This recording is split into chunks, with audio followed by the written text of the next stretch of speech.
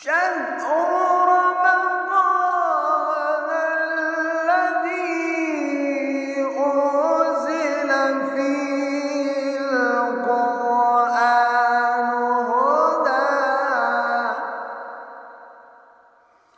هدى للناس وبينات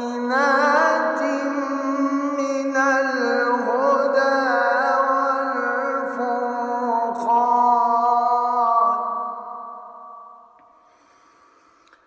فمن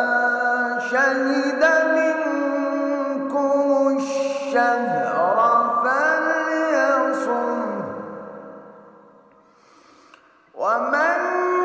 كان مريضا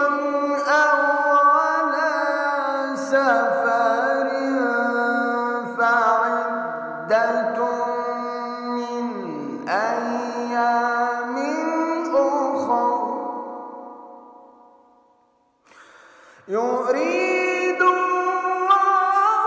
بكم اليسر ولا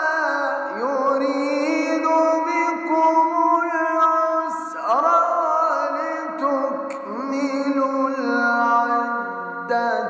ولتكبروا الله على ما هداكم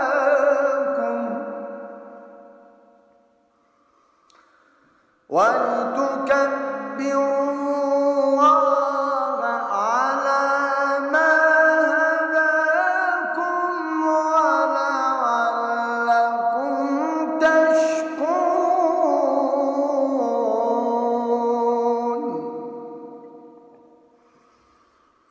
وإذا سألك عبادي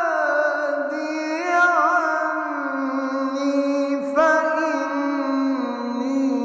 قريب